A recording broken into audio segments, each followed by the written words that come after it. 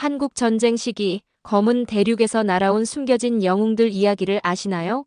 아프리카 전체에서 단 하나의 국가만이 우리나라의 독립을 수호하기 위해 군대를 파견했습니다. 지구 반대편의 생소한 동방 국가를 위해 에티오피아의 청년들은 주저없이 전장으로 떠났습니다. 하지만 전쟁이 종료된 후 그들의 몫은 포상도 급여도 아닌 고유한 침묵이었습니다. 반세기가 훌쩍 넘은 지금 그들이 피로 지켜낸 대한민국이 드디어 응답했습니다. 가뭄에 시달리며 오염된 물로 질병에 신음하던 참전 용사 자손들의 살터에서 변화의 물결이 일어나기 시작했습니다. 절망에 고개 숙였던 후손들 앞에 다시 한국의 국기가 휘날리고 메마른 황무지에 맑은 물줄기가 흘러 잊혀진 헌신의 새 숨결이 돌아옵니다. 지금부터 펼쳐질 이야기는 은혜를 잊지 않는 민족, 대한민국이 70년의 시간을 뛰어넘어 전달한 가슴 뭉클한 화답입니다. 안녕하세요. 저는 에티오피아 남부 아르메보 마을의 초등학교 교사 루메 베케레입니다. 매일 아침 교무실에 들어서면 제일 먼저 눈에 들어오는 건 제 책상 위에 놓인 낡은 흑백 사진이었어요. 나무 액자에 담긴 그 사진 속에는 군복을 입은 젊은 남자가 있었습니다. 바로 제 할아버지 테세구 베케레였죠. 어릴 적 할머니는 그 사진을 보여주시며 말씀하셨어요. 할아버지는 한국이라는 먼 나라에 가셨다가 그곳에서 전사하셨다고요. 많은 젊은이들이 평화를 지키기 위해 그곳으로 갔다고 했습니다. 그게 제 기억 속 유일한 할아버지였어요. 실제로 본 적은 없었지만요. 할아버지에 관한 공식 기록이나 증명서는 없었지만 우리 가족은 모두 그 이야기를 진실로 받아들이고 있었답니다.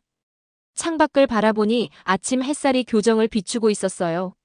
하지만 그 아름다운 빛과 달리 우리 마을의 현실은 척박했습니다. 우리 학교에는 책상보다 물통이 더 많았거든요. 아이러니하게도 그 물통들은 대부분 비어 있었죠. 아이들은 수업보다 물 길러 가는 시간이 더 길었습니다.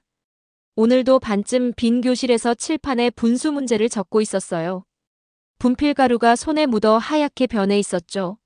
몇 번이나 털어도 지워지지 않는 것처럼 우리 마을의 물 부족 문제도 쉽게 지워지지 않는 현실이었습니다.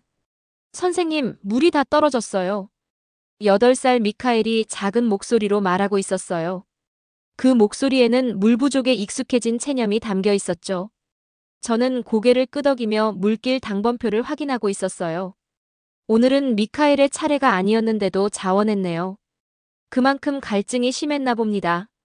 조심히 다녀와, 미카엘. 해가 지기 전에 돌아오는 거야. 미카엘은 어깨에 빈 물통을 메고 교실을 나서고 있었어요. 창문으로 보이는 그의 작은 뒷모습이 사라질 때까지 바라보고 있었습니다. 물을 길러가는 길은 험하고 위험했어요. 가파른 산길을 내려가 마른 개천을 건너고 다시 언덕을 올라 마을 공동 우물까지 가야 했거든요. 그곳에서도 물이 나올 때까지 기다려야 했죠. 수업을 마치고 교무실로 돌아왔습니다. 제 책상 위에는 언제나처럼 할아버지의 사진이 놓여 있었어요. 얼굴은 희미했지만 그분의 눈빛만은 선명하게 남아 있었죠. 가끔은 그분에 대해 상상해 보곤 했어요. 한국은 어떤 곳이었을까요? 지금의 한국은 어떤 모습일까요? 분명 물이 풍족한 나라겠죠. 할아버지가 계셨던 그곳에선 아이들이 수업 시간에 물을 길러가는 일은 없었을 테니까요. 오후 3시가 지나고 있었어요. 수업은 이미 끝났지만 아이들이 돌아올 때까지 기다려야 했습니다. 안전하게 집에 돌아갔는지 확인하는 것도 교사의 일이니까요. 저 멀리서 물통을 든 아이들이 돌아오는 모습이 보이고 있었어요. 그들의 얼굴에는 피로가 가득했지만 물을 구했다는 안도감도 함께 담겨 있었죠. 하지만 내일 또 같은 일을 반복해야 한다는 걸 그들도 알고 있었을 겁니다. 저는 할아버지 사진을 책상 서랍에 다시 넣고 있었어요. 아이들에게 더 나은 미래가 있기를 바라며 교실 문을 향해 걸음을 옮기고 있었습니다. 이 마른 대지에 언젠가 물이 흐를 날이 올까요? 할아버지가 지키려 했던 그 나라처럼 우리도 언젠가 희망을 품을 수 있을까요? 그 질문을 마음에 품은 채 저는 내일 또 다른 하루를 준비하고 있었습니다. 다음 날 아침 학교로 향하는 길에서 새벽 공기가 얼굴을 스치고 있었어요. 마을 사람들이 하나둘 일어나 하루를 시작하고 있었고 닭들은 벌써부터 요란하게 울고 있었습니다. 이런 평범한 날들이 계속되리라 생각했는데 그날은 조금 달랐어요. 어느 평범한 수요일, 저는 아이들에게 분수 계산법을 가르치고 있었어요. 미카엘과 친구들이 칠판 앞에서 문제를 풀고 있는데 갑자기 교실 밖에서 들려오는 소음에 아이들의 시선이 창문으로 향하고 있었습니다. 낯선 차량 소리였어요. 우리 마을에서는 흔치 않은 일이었죠. 선생님, 외국인이에요. 아이들이 흥분해서 외치고 있었어요. 저도 호기심에 창가로 다가가고 있었습니다. 학교 앞 도로에는 코이카라는 낯선 로고가 새겨진 하얀 트럭과 SUV가 서 있었어요. 차에서 내린 사람들은 한국인처럼 보였습니다. 정확히 5명이었고 3명은 남성, 2명은 여성이었어요. 자리로 돌아가서 공부하자. 방문객이 누구든 우리는 수업을 계속해야 해. 그렇게 말했지만 아이들의 관심을 다시 분수로 돌리기는 쉽지 않았어요. 창 밖에서는 마을 주민들이 모여들기 시작하고 있었습니다. 또 다른 NGO일 거야. 말만 하고 돌아가는 사람들. 누군가의 목소리가 들리고 있었어요. 과거에 여러 단체들이 큰 약속을 하고는 떠나버린 경험이 있어서 마을 사람들의 눈빛에는 의심이 가득했습니다. 수업이 끝나고 교장 선생님이 저를 부르고 있었어요. 룸에 통역이 필요하대. 내가 영어를 제일 잘하니까. 저는 고개를 끄덕이며 교장실로 향하고 있었어요. 그곳에는 방문객들이 모여 있었습니다. 자세히 보니 그들은 아르메보 지역 지하수 자원 조사 및 시범 개발 사업을 위한 팀이었어요. 한국국제협력단, 줄여서 코이카라는 단체에서 파견된 사람들이라고 했죠. 그중 한 여성이 자신을 박정은이라고 소개하고 있었어요. 그녀는 엔지니어였고 지하수 개발 프로젝트의 책임자였습니다. 제가 통역사 역할을 맡게 되었다고 하자 반갑게 악수를 청하고 있었어요. 아르메보 마을은 지하수가 풍부한 지역인데도 접근성 문제로 물 부족을 겪고 있다고 들었어요. 우리가 도울 수 있을 거라 생각합니다. 박정은의 말에 교장 선생님은 의심의 눈초리를 거두지 않고 있었어요. 이전에도 비슷한 말을 들었습니다만 실질적인 도움은 없었죠. 저는 교장 선생님의 말을 부드럽게 통역하고 있었습니다. 박정은은 이해한다는 듯 고개를 끄덕이고 있었어요. 이번엔 다를 겁니다. 우리는 이미 필요한 장비들을 가져왔고 내일부터 조사를 시작할 예정이에요. 회의가 끝나고 저는 박정은에게 학교를 안내해드리고 있었어요. 교실들을 지나 마지막으로 제 교무실로 향하는데 박정은이 문득 걸음을 멈추고 있었습니다. 제 책상 위에 놓인 할아버지 사진에 시선이 고정된 듯 했어요. 혹시 이 사진에 있는 분은 누구신가요? 그녀가 조심스럽게 물어보고 있었어요. 제 할아버지예요. 한국전쟁에 참전했다가 그곳에서 전사하셨대요. 박정은의 눈이 커지고 있었어요. 그녀는 사진을 더 자세히 보기 위해 가까이 다가오고 있었습니다. 할아버지가 입고 있는 군복을 유심히 살펴보더니 무언가 생각에 잠긴 듯 했어요. 이 군복은 한국전쟁 참전 당시 군복이 맞는 것 같아요. 에티오피아에서도 참전했다는 것을 알고 있었지만 실제로 이렇게 마주하게 될 줄은 몰랐네요. 저는 그 말에 놀라고 있었어요. 정말인가요? 저희 가족은 할아버지의 참전 이야기를 믿어왔지만 공식적인 기록이나 증명은 없었거든요. 박정은은 진지한 표정으로 말하고 있었어요. 제가 한국에 이 사진을 보내봐도 될까요? 국방부의 전사자 기록이 남아있을 수도 있어요. 확인해보고 싶네요. 그 순간 할아버지의 이야기가 단순한 가족의 전설이 아닌 역사적 사실로 인정받을 수 있다는 가능성에 가슴이 뛰고 있었어요. 저는 기꺼이 동의했습니다. 감사합니다. 할아버지의 이름은 테세구 베케레였어요. 할머니 말씀으로는 1951년에 한국으로 가셨다고 했어요. 박정은은 그 정보를 메모하고 있었어요. 창 밖에서는 아이들이 코이카 차량 주변에서 호기심 어린 눈으로 맴돌고 있었습니다. 처음 보는 낯선 방문객들이 우리 마을에 가져올 변화가 어떤 것일지 그때는 아무도 알지 못하고 있었어요. 일주일이 지나고 마을에는 여러 변화가 생기고 있었어요. 코이카 팀은 매일 현장을 답사하고 장비들을 설치하고 있었습니다. 하지만 모든 사람이 그들을 반기고 있지는 않았어요. 특히 장난기 많은 태야 겜제가 큰 목소리로 말하고 있었습니다. 한국 사람들은 그냥 돈이나 뿌리고 다닐 거야. 진짜 도와줄 마음이 있는지 의심스러워. 태아는 한국에 대한 소문만 듣고 편견을 가진 유일한 학생이었어요. 가족에게는 아프리카에 건네는 원조는 정치쇼라는 말을 들었다며 한국의 진심을 믿지 않고 있었습니다. 저는 조용히 다가가 말하고 있었어요. 태아야, 사람 마음은 행동으로 증명되는 법이란다. 직접 경험해보고 판단해도 늦지 않아. 그날 오후 박정은이 제 교실을 찾아오고 있었어요. 그녀의 표정은 평소보다 들떠 보였습니다. 노트북을 들고 있었죠. 룸의 선생님, 좋은 소식이 있어요. 그녀는 노트북을 펼쳐 보여주고 있었어요. 한글로 가득 찬 이메일 화면이었습니다. 알 수 없는 문자들 사이에서 태세고 베케레라는 이름만 알아볼 수 있었어요. 국방부에서 답변이 왔어요. 생각보다 빨리 확인이 됐네요. 태세고 베케레의 기록을 찾았대요. 에티오피아 참전 용사 명단에 있었고 전사자 명단에도 있었습니다. 제 심장이 빠르게 뛰고 있었어요. 할아버지의 이야기가 진짜였던 거예요. 그동안 가족들 사이에서만 전해지던 이야기가 역사적 사실로 확인된 순간이었죠. 그렇게 할아버지의 존재가 확인되고 있을 때 우리 마을에서는 또 다른 사건들이 일어나고 있었어요. 코이카 팀이 학교 옆 부지에 우물을 파고 태양광 펌프와 물탱크를 설치하는 계획을 발표했지만 곧 문제가 생기기 시작했습니다. 처음에는 사소한 일이었어요. 공사 현장에서 부품 몇 개가 사라졌다는 보고가 있었고 다음 날에는 발전기에 문제가 생겼다고 했습니다. 그런데 이틀 후 더 심각한 일이 벌어지고 있었어요. 도난당했습니다. 핵심 장비가 거의 다 사라졌어요. 박정은이 울분을 참으며 말하고 있었어요. 학교 교무실에서 긴급 회의가 소집되었고 마을 원로들과 코이카 팀이 모이고 있었어요. 저는 통역을 맡고 있었죠. 현재로서는 공사를 중단할 수밖에 없습니다. 새 장비가 오기 전까지는요. 장비 도난은 시작에 불과했어요. 며칠 후에는 인근 부족 사이에 갈등이 일어나고 있었습니다. 우물이 설치되는 위치를 두고 의견 충돌이 생긴 거예요. 왜 아르메보 학교에만 우물을 파는 겁니까? 우리 마을도 물이 필요합니다. 갈등은 점점 커지고 있었고 어느 날 밤에는 공사 현장에 불이 나기도 했어요. 결정적인 소식이 전해지고 있었습니다. 박정은이 창백한 얼굴로 제 교실을 찾아오고 있었어요. 코이카 본부에서 연락이 왔어요. 안전 문제로 프로젝트 중단을 검토 중이래요.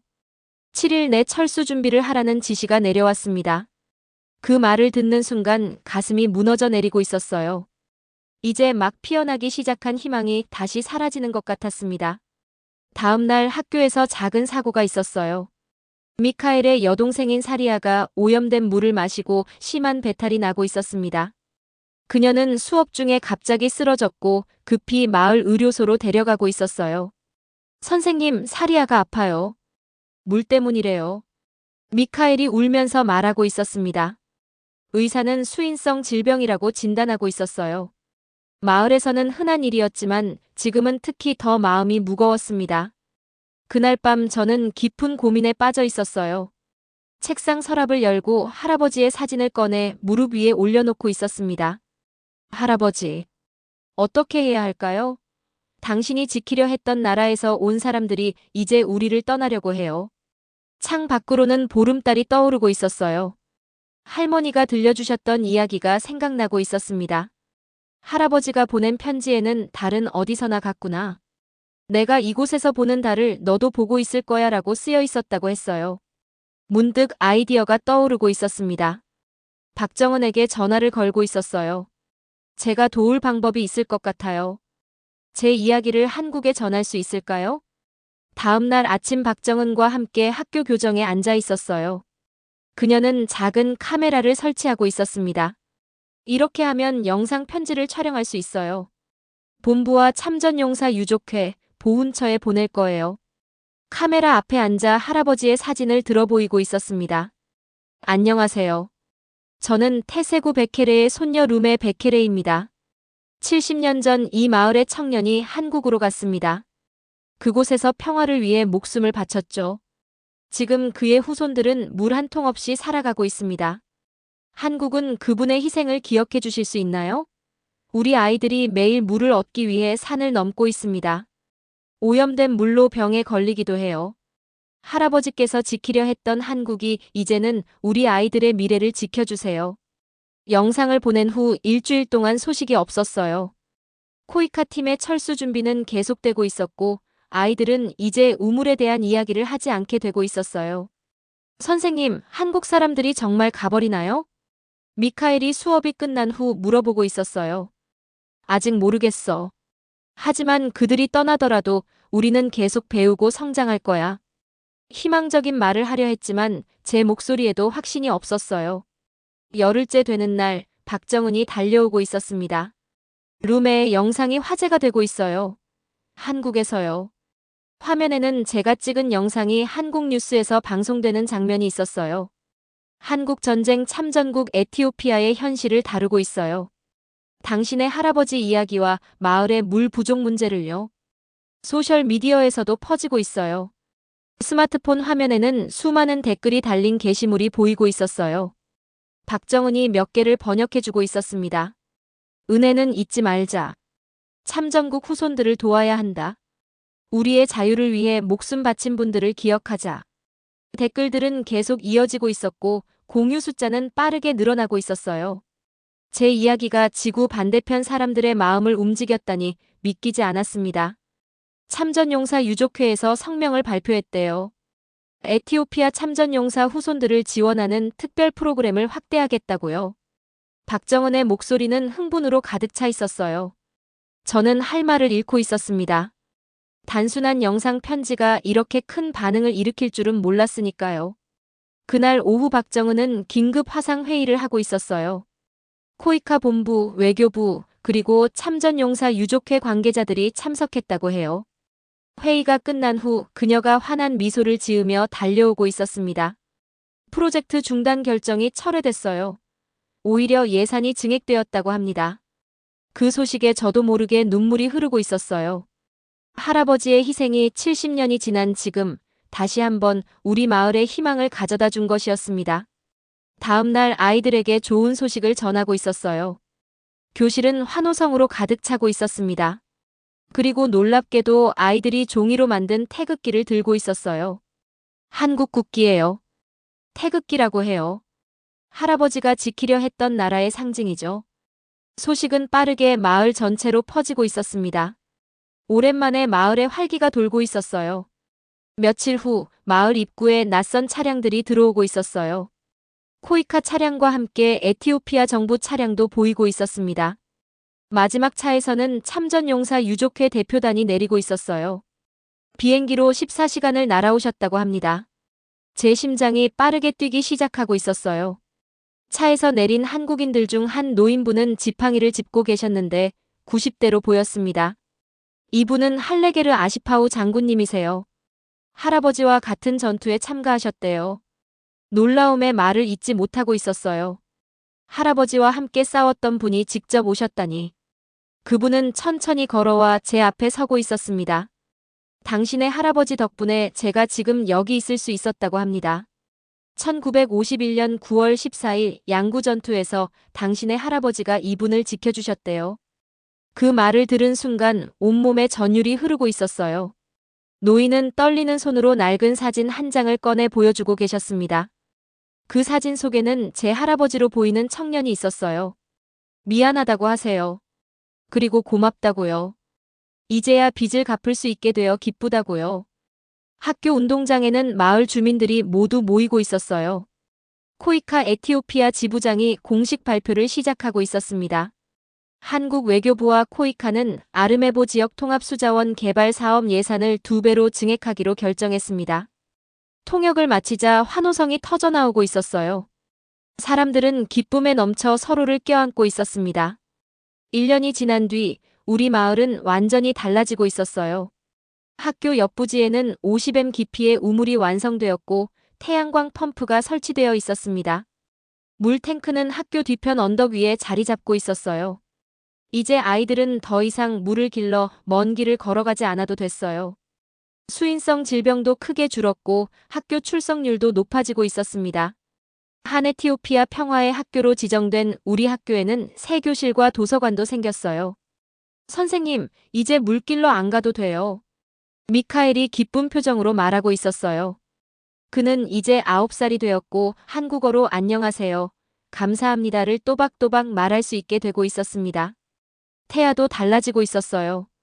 처음에는 한국은 쇼만 한다고 비난하더니 이제는 친구들과 함께 태극기를 흔들며 말하고 있었습니다. 고맙습니다, 한국. 학교 앞에는 특별한 기념비가 세워져 있었어요. 검은 대리석 기념비에는 할아버지의 이름이 새겨져 있었고 그 아래에는 이런 문구가 적혀 있었습니다. 에티오피아의 젊은이가 한국을 지켰고 한국은 다시 이 마을의 미래를 지켰다. 오늘도 저는 교무실에 앉아 창밖을 바라보고 있어요. 물 탱크가 석양에 반짝이고 있습니다. 책상 위에는 할아버지 사진과 함께 이제는 훈장도 놓여 있어요. 오늘로 할아버지가 한국에서 전사하신 지 74주년이 되었습니다. 그분이 지키려 했던 나라는 이제 우리 마을을 변화시켰어요. 물이 흐르는 곳에 생명이 피어나듯 두 나라의 인연도 계속 이어질 것입니다. 창 밖으로 보름달이 떠오르고 있어요. 할아버지가 본 그 달과 같은 달이 지금 우리 마을을 비추고 있고 이제는 달빛 아래 물결도 반짝이고 있습니다. 오늘의 사연은 여기까지입니다. 70년의 시간이 흘렀지만 인연의 끈은 끊어지지 않았습니다. 한 장의 낡은 사진이 이어준 두 나라의 이야기는 우리에게 깊은 울림을 줍니다. 에티오피아의 젊은이들은 이름도 낯선 한국을 위해 목숨을 바쳤고 그 희생의 의미가 70년이 지난 후에야 알려졌습니다. 하지만 그 시간은 우리가 은혜를 잊었던 것이 아니라 더 크게 보답할 준비를 하는 시간이었는지도 모릅니다. 아르메보 마을의 아이들이 이제는 한국어로 감사합니다를 말하고 메마른 대지에 맑은 물이 흐릅니다. 한때 한국을 비난했던 태아도 태극기를 흔들며 웃고 있습니다. 작은 도움의 손길이 어떻게 한 마을의 미래를 바꿀 수 있는지 보여주는 값진 교훈입니다. 우리는 가장 부유한 나라도 가장 강한 나라도 아닐지 모릅니다. 하지만 은혜를 기억하고 보답하는 나라, 그것이 진정한 대한민국의 모습이 아닐까요? 누군가의 희생은 결코 잊히지 않습니다. 시간이 흘러도 장소가 달라도 우리는 그 희생의 의미를 기억하고 보답해야 합니다. 지금 이 순간에도 누군가를 위해 헌신하는 보이지 않는 영웅들이 있음을 기억하십시오. 지금까지 긴 영상 시청해주셔서 감사합니다. 다음 영상에서 찾아뵙겠습니다. 더 재미있고 유익한 영상을 원하신다면 구독, 좋아요, 알림 설정 부탁드리겠습니다.